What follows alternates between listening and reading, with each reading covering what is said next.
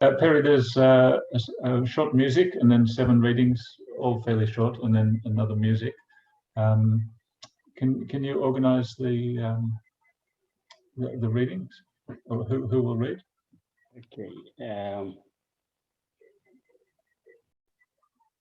أعوذ بالله من الشيطان الرجيم.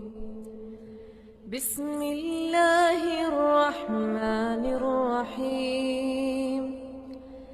إن الذين قالوا ربنا الله ثم استقاموا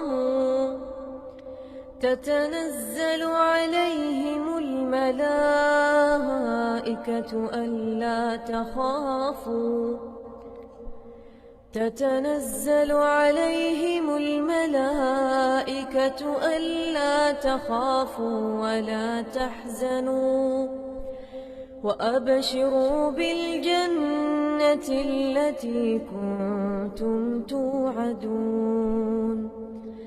نحن أولياؤكم في الحياة الدنيا وفي الآخرة ولكم فيها ما تشتهي أنفسكم ولكم فيها ما تدعون. نزلا من غفور رحيم. نزلا من غفور رحيم. ومن أحسن قولا ممن دعا إلى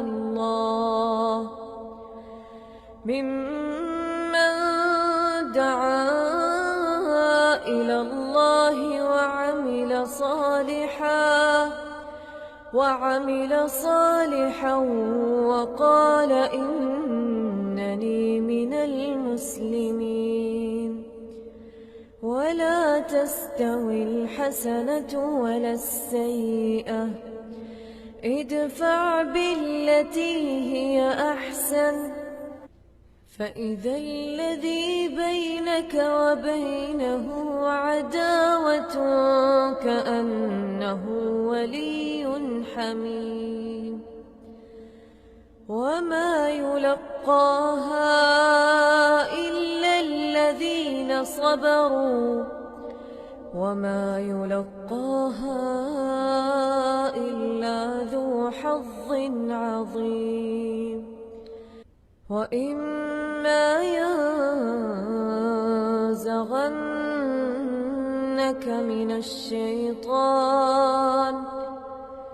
من الشيطان نزغ فاستعذ بالله إنه هو السميع العليم.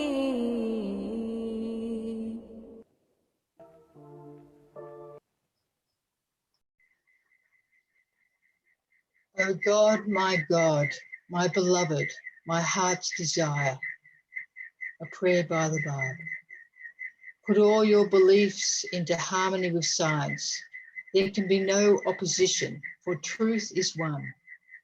When religion, shorn of its superstitions, traditions, and unintelligent dogmas, shows its conformity with science, then will there be a great unifying, cleansing force in the world, which will sweep before it all wars, disagreements, discords, and struggles. And then will mankind be united in the power of the love of God. From a talk given in Paris.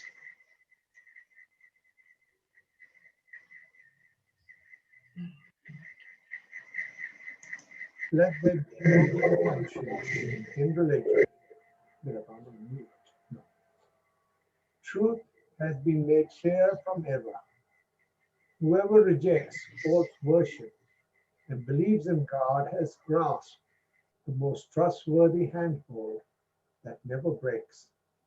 And God hears and knows all things, from the words of Muhammad as recorded in the Holy Quran, chapter 2, Note thou carefully that in this world of being, all things must ever be made new. Look at the material world about thee. See how it had now been renewed. The thoughts have changed. The ways of life have been revised.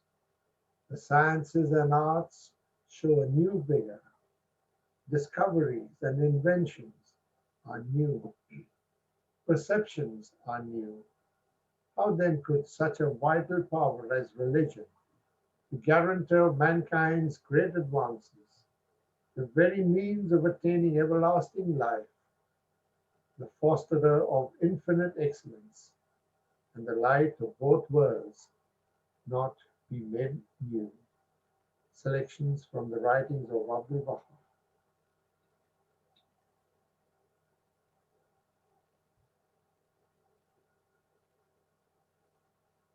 It was among such tribes that Muhammad was sent forth. For 13 years, he suffered at their hands every conceivable tribulation, till at last he fled the city and emigrated to Medina. And yet, far from desisting, these people joined forces, raised an army, and attacked with the aim of exterminating every man, woman, and child among his followers. It was under such circumstances and against such people that Muhammad was forced to take up arms. This is the plain truth. We are not prompted by fanatical attachment, nor do we blindly seek to defend, but we examine and relate matters with fairness. From Some Answered Questions by Abdul Baha. In short, multitudes of Eastern peoples were reared for 13 centuries under the shadow of the Mohammedan faith. During the Middle Ages, while Europe had sunk to the lowest depths of barbarity, the Arabs excelled all other nations of the earth in sciences and crafts, mathematics, civilization, governance, and other arts. The educator and prime mover of the tribes of the Arabian Peninsula and the founder of the civilization of human perfections among those contending clans was an illiterate man, Muhammad. Was this illustrious man a universal educator or not? Let us be fair. From Some Answered Questions by Abdul Baha. The all-knowing physician has his finger on the pulse of mankind. He perceiveth the disease and prescribeth in an unerring wisdom the remedy. Every age hath its own problem, and every soul in particular aspiration. The remedy the world needeth is the present day afflictions can never be the same as that which a subsequent age may require. Be anxiously concerned with the needs of the age ye live, and center your deliberation on the exigence and requirements. From Baha'u'llah's response to Manik Shahid.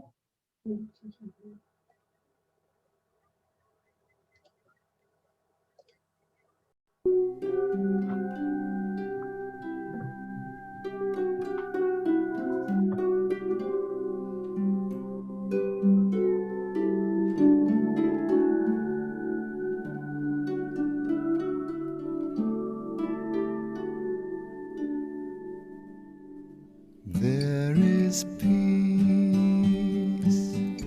You can taste it if you try. Can embrace it if you try. There is love. You can live it if you try. You can give it if you try. People walk this earth, people run march around, but there is no rest till their hearts bow down. There is a dream, you can reach it if you try. You can make it if you try.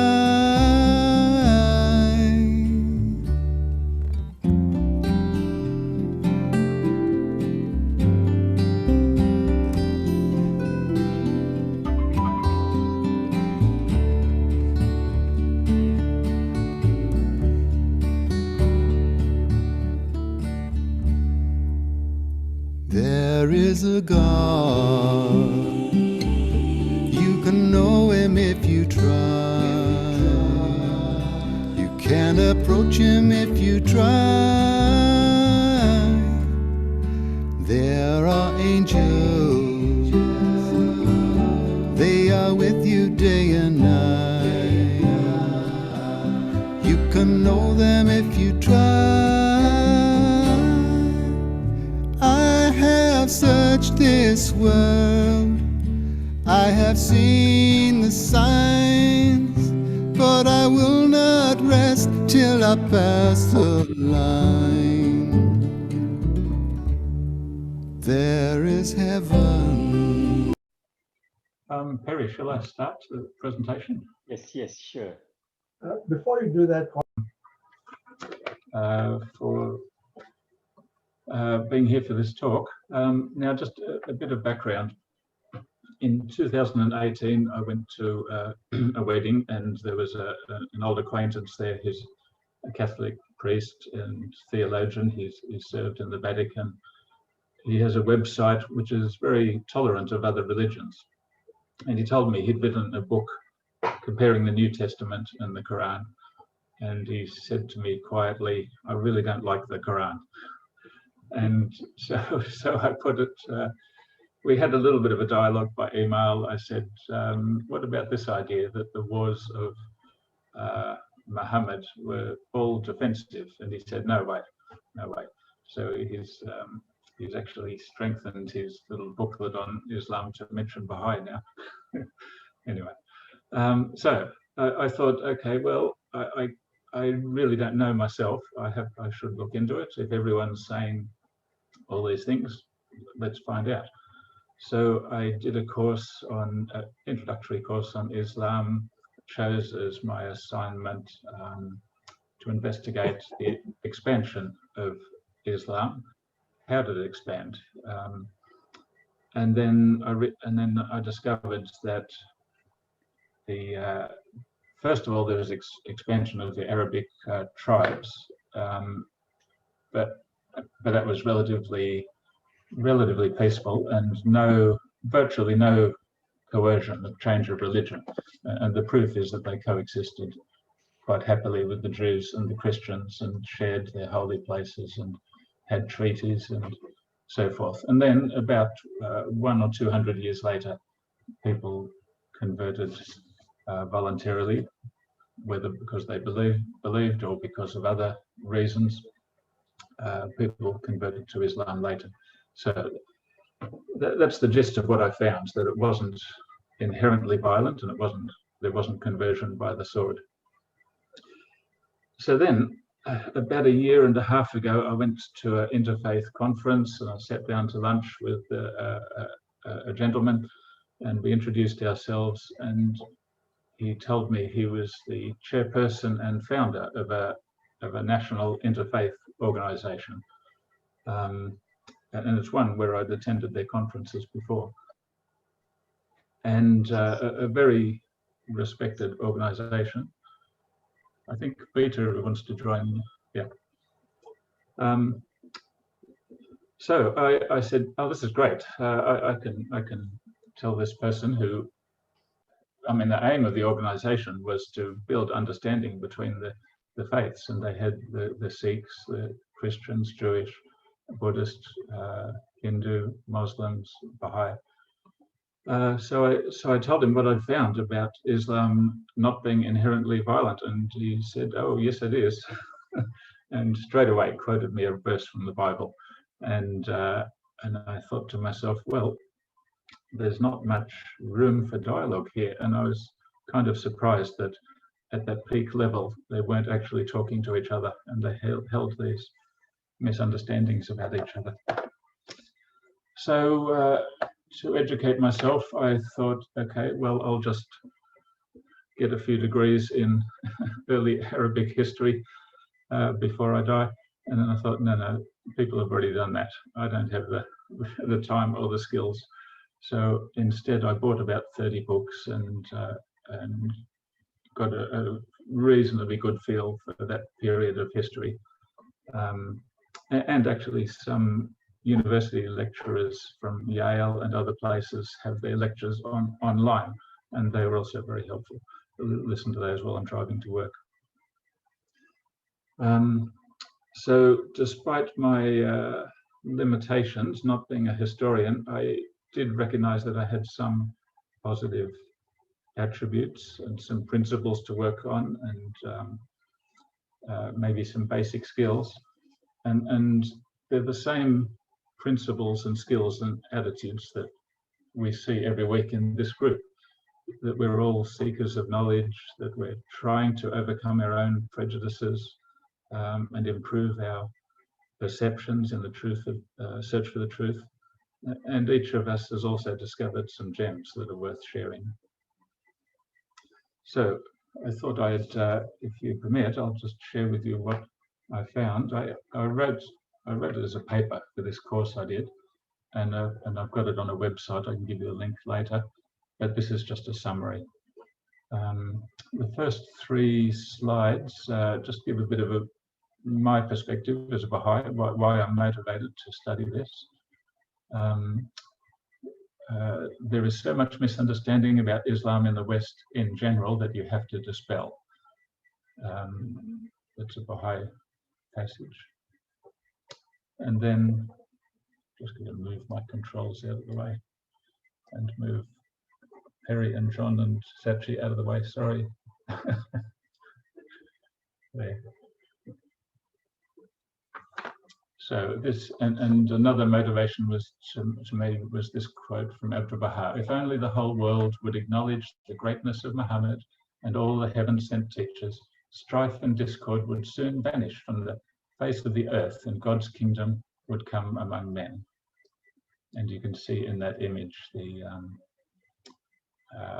Can you see my mouse? Yeah. Okay. So I think Mecca is about there. And then Muhammad was persecuted so much he moved to Medina, a little further north, and the Meccans came after him, and it's basically a lawless land, so he had to defend all of Medina. And then after his passing, somehow these 2 other empires, the Sasanian Empire in Persia and the Byzantine, if that's how you pronounce it, in Europe, they've been fighting for years in the middle here with the support of some of the Arabian tribes, and they'd worn themselves out. And then the unity created by Muhammad, well, the caliphs sort of used that unity to build armies and to move to more hospitable territories. And this quote was a motivator for me. When carefully and impartially compared, the Quran marks a definite advancement on the gospel from the standpoint of spiritual and humanitarian progress, which doesn't mean that it's better than the gospel. We believe that it's what it means is that it's designed for the situation where it was revealed. Now, just a few slides about, this is still introductory, about the Arab conquests. Bernard Lewis is a historian, and he said, under the caliphs, the community of Medina, where a prophet had held sway, grew in barely a century into a vast empire, and Islam became a world religion. So you can see, I'll move this out of the way again. In the first, 10 years, Islam covered the Arabian Peninsula, and then in the next, I think, 30 years or so, had spread to embrace Iran and parts of North Africa. And then in another 90 years roughly, it had spread around to Spain. And there was actually a very well-known civilization, Muslim civilization in Spain, until later the Christians took back Spain. So, an historical question, and this is kind of the theme of the essay: was Islam spread by the sword? And this is what you hear a lot. If you're talking to people about Islam, this is what you tend to hear. Well, they don't ask, they say it was. Some reference points for considering that question. And that's how I've structured this presentation: the teachings of the Quran, the example of the Prophet Muhammad, the historical records, and what's going on in the present age. These are basically the four areas which my Christian friends had pointed me towards when they said that it was a violent religion. So if we look at the Quran, we find, for example, well, I relied a lot on Maulana Muhammad Ali. He's written two books, The Religion of Islam and a translation and commentary of the Quran. In The Religion of Islam, he has a chapter on jihad, which means holy war. He says, the spread of Islam by force is a thing of which no trace can be found in the Holy Quran. On the other hand, the Holy Book lays down the opposite doctrine in clear words. There is no compulsion in religion. And the reason is added, the right way is clearly distinct from error. And that whole book is online, including the chapter on jihad. And if it's something you want to explore, I very recommend it. It's like a forensic analysis of all the verses, saying, is there anything in there which promotes violence? Which promotes the spread of Islam by force, and he couldn't find anything.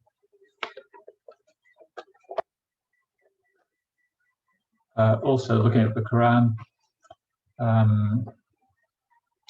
and the same author, this is his translation of a verse from the Quran: permission to fight is given to those on whom war is made, because they are oppressed, and surely Allah is able to assist them. Those who are driven from their homes without a just cause, except that they say, our Lord is Allah. Allah it means God. And if Allah did not repel some people by others, cloisters and churches and synagogues and mosques in which Allah's name is much remembered would have been pulled down. And surely Allah will help him who helps his cause. So we can see not only is permission to fight, according to the Quran, for defensive purposes, but it's not just the defense of Islam, but it's the defense of the principle of religious freedom. He was defending Christians and Jews at the same time.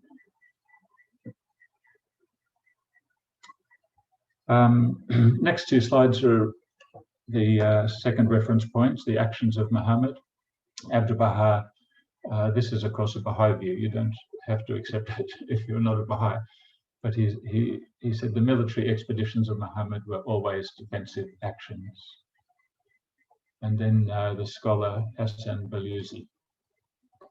As long as he bore no responsibility for presiding over the fortunes of men, Muhammad, in the face of constant abuse, vilification, physical assault and injury, did not raise a finger to defend himself. But as soon as the destinies and the security of his followers, and indeed of a whole town, came to rest in his hands, he acted as a ruler should, with tact and forbearance, with wisdom and justice. It was his duty to halt the aggressor, to counter the moves of the adversary, to neutralize the efforts of the enemy, and if need be, to order his elimination. He had no other choice in a largely lawless land. I'll move fairly quickly. There's 27 slides. I'm up to number 11 now. So the third reference point, the spread of Islam, what actually happened? And this is a summary of the more respected of the scholars in this area.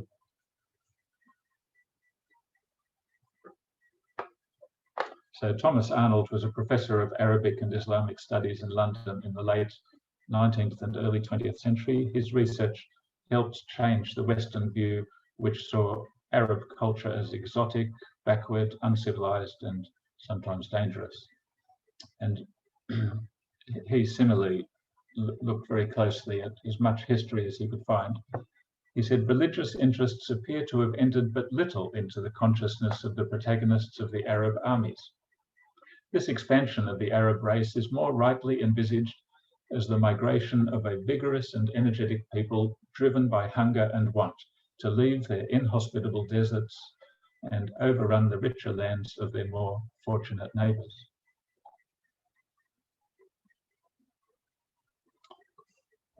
Sabrina Lee is a current scholar.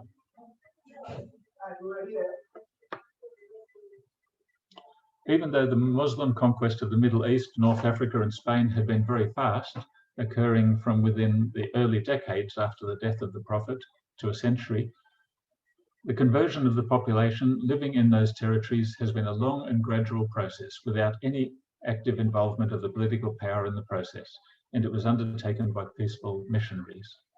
So you can see she's identified two processes. The first one was a very rapid conquering by the armies, and the conversion of religion was a long and gradual process.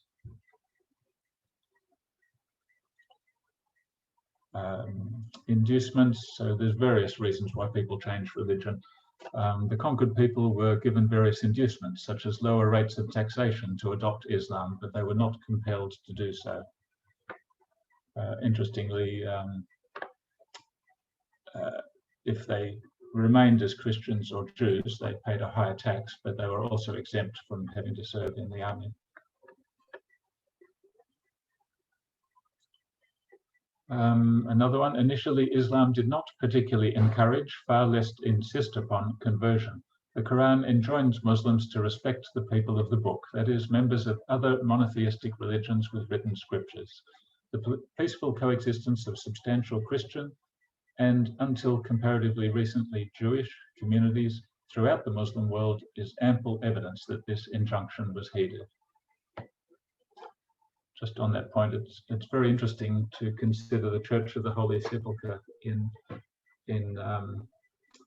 Jerusalem, which I visited, and it's a holy place for at least 6 denominations of Christianity.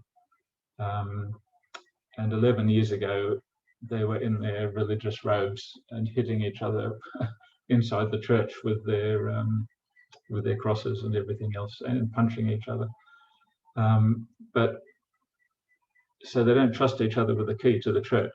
That's entrusted to a Muslim family. It's really an interesting story.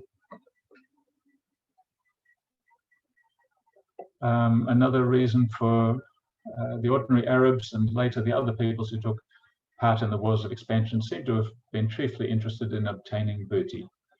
That's plunder or just getting things. What the military campaign secured was the expansion of a political Islamic empire. And then social pressures.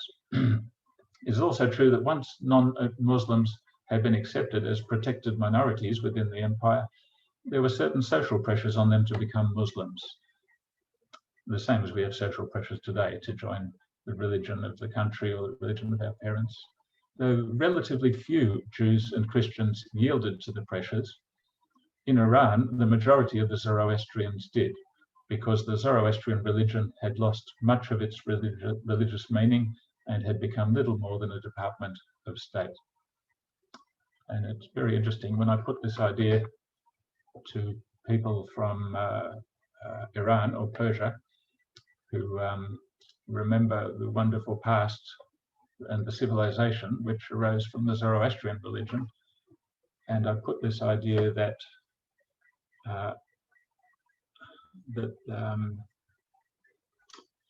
well, they yielded to social pressures. They said, no, it was all done by force. It was all at the point of a sword. That's the only reason why it became a Muslim country. That's what they believe. So I'm still looking for the source of that belief. Apparently, what I found is that they teach it in schools, and they're using a writer who wrote about 300 years after Muhammad. Okay, where are we up to? And finally, talking about the spread of Islam, this is Maulana Muhammad Ali again. Wars they had to wage, but these wars were due to reasons other than zeal for the propagation of Islam, and they could not do a thing which their master never did, and which their only guide in life, the Holy Quran, never taught them.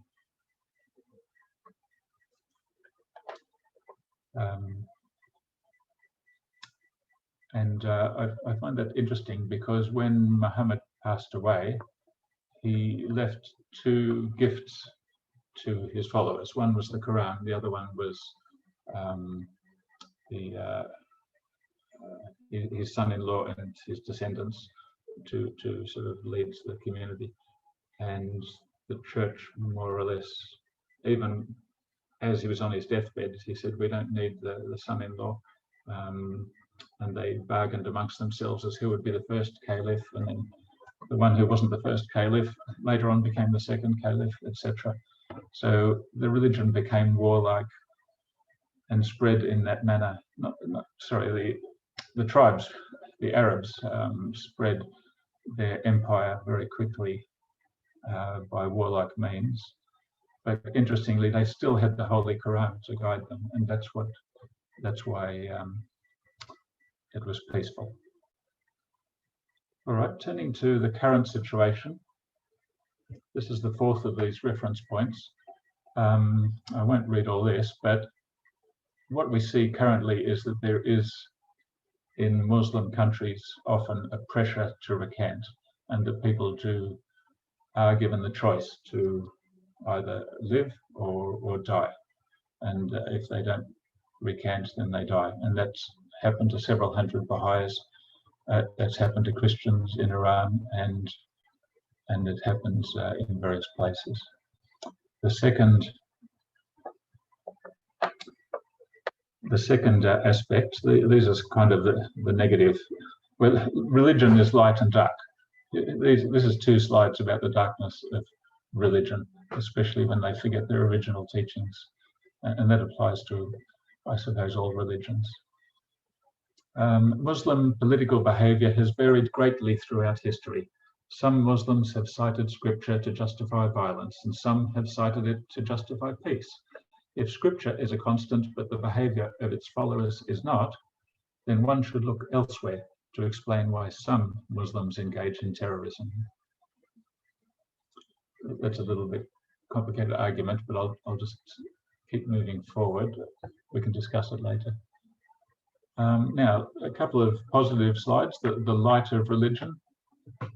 One of these historians I talked about writes, despite the existence of extremists in the various religions, my personal view is that in the world of today, the religions are no longer rivals or enemies, but should learn to see themselves as partners who have to deal with common problems.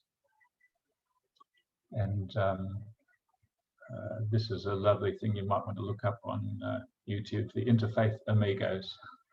They're humorous, but it's also very meaningful that they can collaborate like that. And then, of course, there's Malala, who you've probably heard of. She is a Muslim. She was an activist for female education. She was shot by a terrorist, and she survived. And she was awarded the Nobel Peace Prize.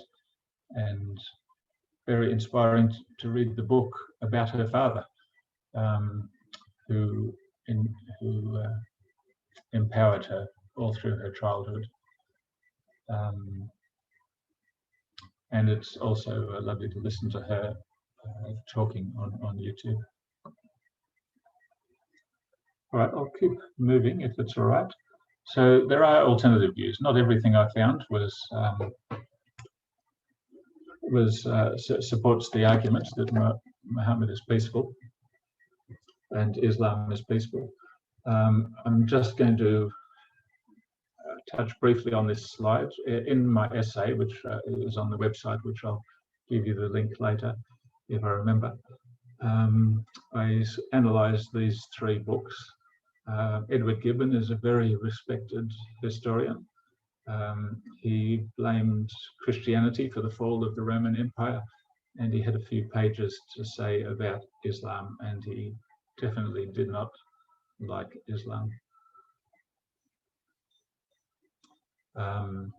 But then his work, that was analysed by another scholar more recently, who noted that he was only drawing on some early scholarship, which it wasn't his own findings. He was quoting scholarship, and that was before Thomas Arnold had started to really see what happened back then.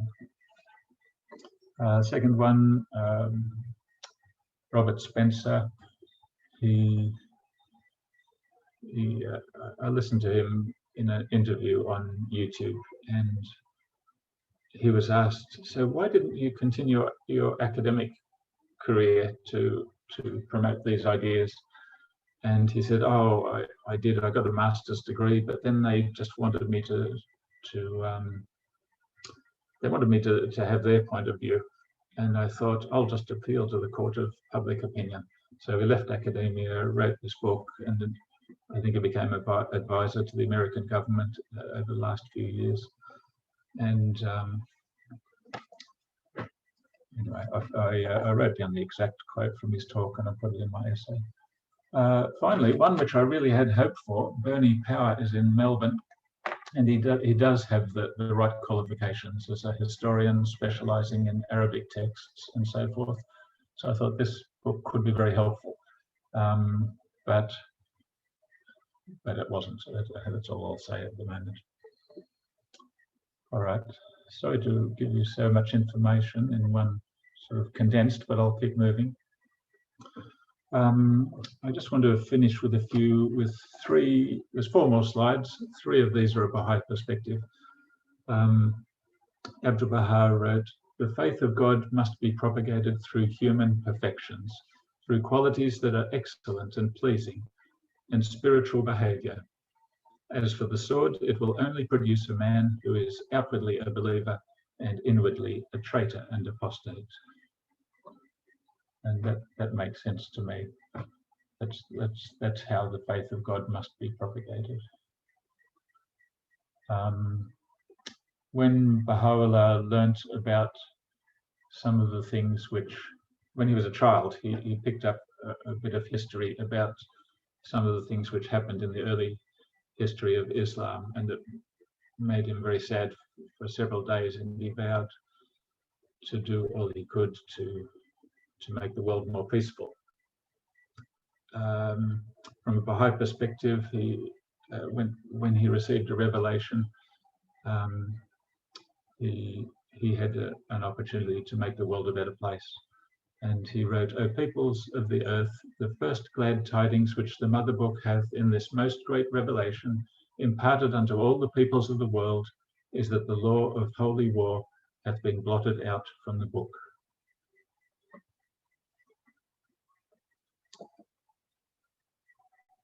And finally, this quote, which we looked at part of it right at the start. There is so much misunderstanding about Islam in the West in general that you have to dispel. Your task is rather difficult and requires a good deal of erudition. Your chief task is to acquaint the friends with the pure teachings of the Prophet as recorded in the Quran, and then to point out how these teachings have, throughout succeeding ages, influenced, nay, guided the course of human development. In other words, you have to show the position and significance of Islam in the history of civilization. Before I move to the last slide, I'll just make a comment that in this presentation, I've not attempted to convince anyone that there is a God or that Muhammad is God's messenger, but rather it's an invitation to do what a good historian does, and that is to set aside prejudgments we might have about Islam, investigate the matter fairly, instead of following the crowd, believing the media, believing our religious leaders. So, and we all have that capacity to recognize the beauty of God. Even I think a child has that capacity. So I'll just finish with a short story. It is said that Muhammad once awoke to find a soldier armed with a sword standing above him, intending to take his life. The angry man asked, "Who is there now to save thee?" Muhammad replied that God would save him. The soldier became afraid and dropped the sword, which Muhammad picked up. He then asked the soldier who would save him. The man did not follow God's teaching and realized that he was alone, with no one to come to his aid. Muhammad did not harm the soldier, but handed the sword back to him, telling him to learn to show forth mercy. The man was changed by this experience and devoted himself to Muhammad and his teachings.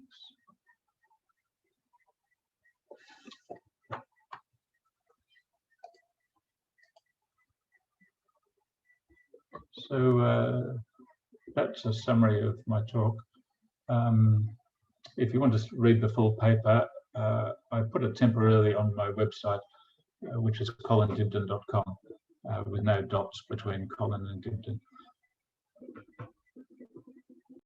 Sorry, there's a lot of information there. Any Thank you. Questions are welcome. Yes, I think you have done a lot of research and a lot of information. Probably friends can go to your website and read more, but we can invite some questions or comments.